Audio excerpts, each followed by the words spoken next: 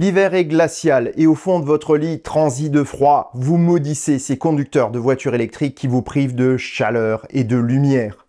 Car oui, le courant a encore été coupé. Ceci est une des craintes de beaucoup de détracteurs de la voiture électrique. Mais est-elle fondée ?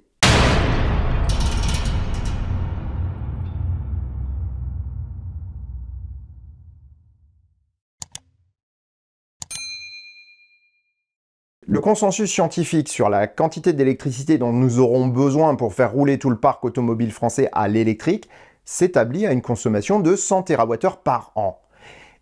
Mais ça fait combien en fait en réalité ? Dans notre société hautement technologique, nous consommons énormément d'énergie. En 2020, la production et donc la consommation électrique était de 510 TWh par an pour tous les usages que nous faisons de l'électricité, professionnel et personnel.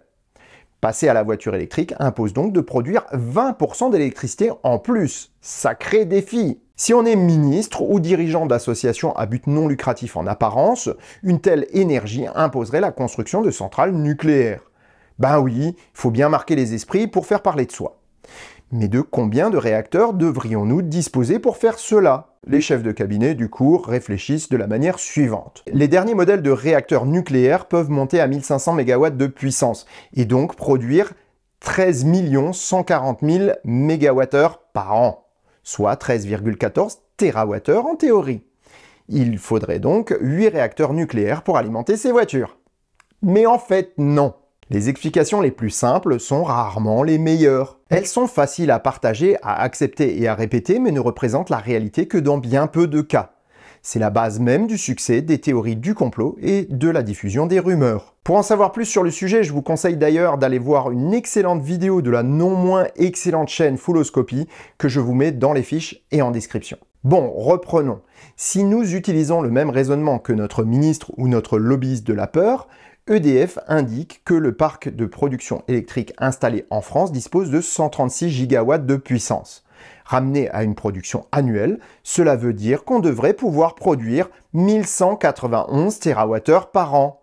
Il suffit de multiplier par 24 heures et par 365 jours les 136 gigawatts. Comme on n'en consomme que 510 actuellement, on a largement le temps de voir venir. CQFD ou pas.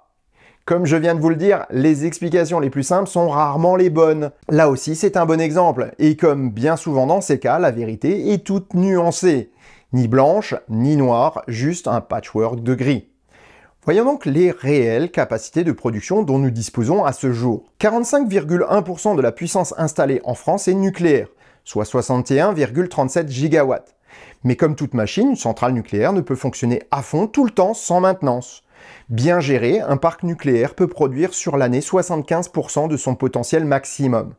En 2020, le parc a produit 335 TWh, soit 62,4% de ses capacités. Rien qu'en exploitant le potentiel réel actuel de nos centrales de 58 réacteurs, soit 75%, il est possible de gagner 65 TWh sur l'année, sans trop d'efforts et sans ouvrir de nouvelles centrales. L'énergie hydraulique en France est le second moyen de production, avec 13% du total. Toutefois, il serait compliqué d'aller plus loin dans le développement de cette ressource, car nous avons déjà exploité tout ce que nous pouvions sur les fleuves nationaux.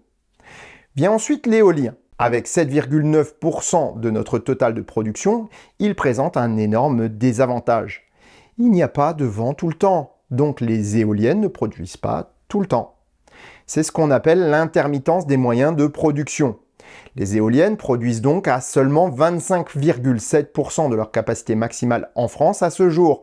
Et je ne vois pas comment on pourrait améliorer cela. L'augmentation de la production réside donc dans l'installation de nouveaux parcs éoliens et si possible dans les endroits les plus efficaces comme les parcs en mer par exemple. Viennent ensuite les centrales thermiques. Charbon, gaz, pétrole sont complétés par les biogaz et autres incinérations de déchets. Le but étant de limiter l'usage de ce type de combustible, il va sans dire qu'il ne faut pas en produire plus. Donc on ne se servira pas de cela pour augmenter notre production. Le solaire représente 2,5% du total en production, mais il est en forte croissance. Son intermittence est pourtant de 10% selon les chiffres donnés par RTE, mais la réalité se situe plutôt aux environs de 25 à 30%. En effet, l'autoconsommation n'est pas prise en compte dans ce calcul, ni en production, ni en consommation. L'augmentation du parc représente donc ici la seule solution pour augmenter la capacité de production totale. Enfin, il reste un dernier point important pour notre calcul. Si nous produisons 510 TWh, nous n'en consommons réellement que 465. Le reste est de l'exportation. Si nous gardons cette énergie pour nous, 45 TWh s'ajoute aux 67 TWh obtenus en utilisant la filière nucléaire actuelle au meilleur de ses capacités, ce qui nous donne un total de 112 TWh. Et voilà, tada! Ou pas. On a déjà vu que le réseau électrique doit toujours consommer immédiatement ce qu'il produit. Il est donc nécessaire d'adapter la production à la consommation. Pour profiter à plein de nos infrastructures actuelles, il faudrait charger nos autos au moment les plus favorables, là où la production est forte et la consommation faible. La nuit est généralement un bon moment, car les moyens de production non pilotables produisent et offrent généralement de l'électricité à bas prix, qu'on vend généralement au rabais à l'étranger à ce moment-là. Voilà pour les recharges au quotidien.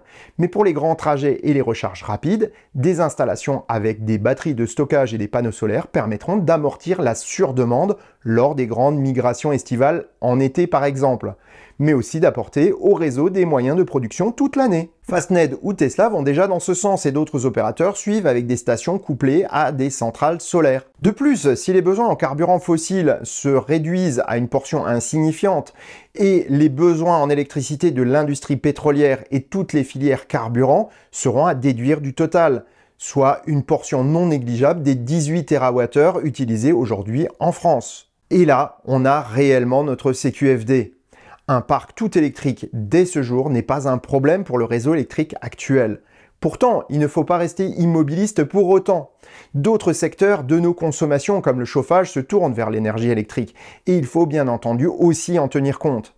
À ce jour, toutes ces technologies sont en cours de déploiement et la production énergétique va devoir suivre intelligemment et avec prévoyance. Et quoi qu'en disent les grincheux, pour l'instant en France, on s'en est plutôt bien sorti et les perspectives d'avenir sont plutôt bonnes. Mais ça, je vous propose de vous en parler dans un prochain épisode nettement plus complet. Et sur ces bonnes paroles, je vous souhaite bonne route et vous dis à bientôt pour un prochain épisode du Choucroute Garage. Portez-vous bien, ciao!